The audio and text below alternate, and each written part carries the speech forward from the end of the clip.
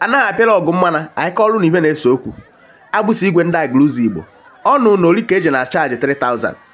ya wee were 3000 jewe na Olike Eze wee vuru Chioma ibe ha vutere emechaa ibe nwa Chioma sọ 5000 ka ọ na-ana agbụsị igwe so je ha ekwukwe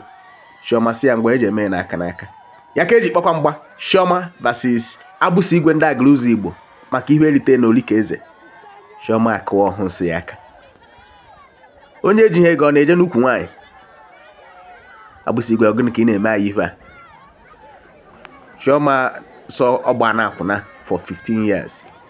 ọ bịa dị 27 years gbakọ wofu hey onye na-ete ụmụ nwoke ule ote ụmụ nwoke ule na-anọkwarịkwa ejighị eke ogbe eje mkpakụ ejighị eke ogbe eje mkpakụ ọkwụkwa ya ọ bụ nye ọhụụ sie nnọọlị Chioma ekweghị ekwe mmanwụ o mere ihe nta iji akwụ 5000 ọ tụwa nge nọọlị o ejekwene mbuchara 1 2 ha Chioma bye Chioma na Nnewi ka o sikwe gbulata maka ike dị ya n'elu ike dị ya n'ala o buo ya obu ọkwa obu ka ha kwala o ọtụtụ wayọla agbụsị igwe oke ogbe gbuo ya isi o weji ọkpọ o jekwari agbụsị igwe ọ gị na ibe a ya ume adụghị agbụsị igwe gụnụ onye mere ya kwala ọ tụọ ya isi n'obu ya adawa nga azụ chihuonu nshi ọnwụọ abụghị aka ahụ nwata eze onye jewere Olike Eze aka nwere ibe ọ na-ekuchata ya weta mọtụ na milk ṅụda onukwari aka onuo n'obu hee Chioma bai n'ikwe Nnewi ya dịkwa obere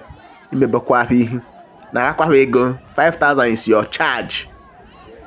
anọkwarịwakwa otiwe ya ọkpọ ofefu ahụ ọsọ Chioma nwụta ya n'ọha tụwa nga ya azụ bụ onye azụ nana aja eze n'ọlị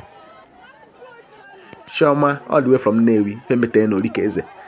o wee na ọhụụ si bụcha nye ya enu o bụ onye ya ọhụụ nsị ijai n'ọlị 1 2 3 okweghị o ji emeri nke eto ewejiri eweji Chioma asịọ ajidela ahịa. Welcome to Zenafik Alkaline Lightning Empire ọ nke dị na Ogidi Anambra steeti ije building material na Amazing Grace Plaza ije ebe a nwere ibe niile ị chọrọ ọkụ of any sort ha nwere switches ha nwere wire comestro ibe nwa product wire ọwụna ọwụhụ nke egoro nka na-abụ ibe emebi isi ya awụwa na ụsọ bado reliable and trustworthy kpọọ na akara ekwentị 08037100380 08037100380 ngwa ịgbafu aha ya ọsọ Chioma akada bike ọsọ o ji ha nke bụ ọtụwa nge azụ maka ike egwuru agbụsị igwe na Aguluzigbo ọkwa one time ndị Aguata champion ya wụ ibe dị n'ukwu mechasịrị ya akwara fa ụnụ owe n'oke ogbu atụfuga aha ya mbara Chioma menele anyị ebere hey ifele ekwu ohum ọnọdụ ugo ọ na-adụ egbo mma o vurukwa ya were otu aka ma ụbaga ya ka ụmụada nọ bụ n'ihu n'ukwu achara duka ụmụazị na-ewe junama ibe alachata n'ike ọkụ o se ji ahụ mmadụ o tirikwa etubaga ụmụazị amụrụ n'ime ọhọm chaa n'ezi ụmụazị ha mụrụ n'ime ọhọm Olike Eze ahụ izonu deenu price unu n'ụzọ ka ọ hafee na cost commotion 3000 ka ọ 5000 anyway Chioma na wala 5000 eji awụ version ya egbugote o megwara na ya o si chere hey aka ati one iwe okwe na agbụsị igwe ya nkịtị ka agbụsị igwe gbaburu nwaanyị amaghị nkịtị ka agbara ya ọ hụrụ enwe n'ọha ma ụbaga ya Johnson na nọọlị agbụsị igwe obi nwaanyị na-enye nri ibe one ka ọ kọkwa eje ndụ kparịrị ya a na-akparị ewu rice mabụ mgbe Chioma amagbenyekwe tiwekwere na akwụ agbụsị igwe tiwara ya wee etigwara n'ihi ka nwoke na nwaanyị na-agba mgba ọ dịka ụmụazị na ibe ume adụ ha nke ni 2 rounds ogun ume adụ ha ide mmadụ ha Agbụsigwe ekele mmara ejupụtara gwa sọsọ nọnyere nke 1 2 okweho o ike ka dị ya obi nwaanyị na-enye nri aka nwa Ijosai na ụmụ kụrụ Agbụsigwe ibe anaghị akụ kụchicha ya merinyụọ ya anya otuta Chioma all the way from Nnewi ọ na-arụ na Olikeeze na Aguluzigbo ya jidekwara Agbụsigwe a ememina ọzọ ya n'obu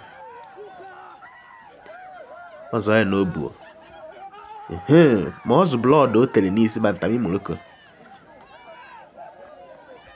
Agbụsigwe ele nwayọ amamoke obi ife na-ekwu uwe hụ na-enwe igwe dibe nji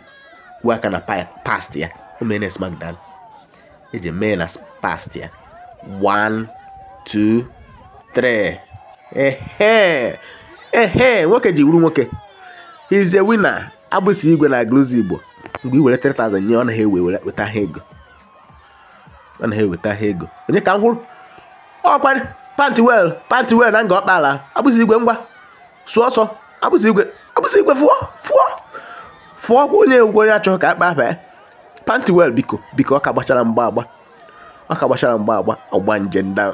ọkpala abịaruone kwara eze Agbụsigwe oche na mmadụ ka ọ na-agwa ha kone akwa asaa kone ejeghị evu oke ọjị n'ike Peter Obi na-ekwuru onwe dum ọrụ ewere n'ọrụ ha mkpamkpa njụ na njụ ọ na-eme m ka ọ na-eme dike n'anya o ikpo nke ịtọ Agbụsigwe asọgo gbafe ọsọ n'ụtụtụ ya kwe ịkpanyere ya ọnụma ịkpanyebekwe ya ọnụma anọkwaghị ya nke hụkwa ka m na-ekwu pantiwel nwayọ na-enihie ọmịrị onwe otu ya kwụrụ ọbịa ka fụ ọsọ ehi ọbịa ka gbuola ọsọ mara ọhịa na mmadụ ekwu pantiwel si ya come man come na Afrika nye bịa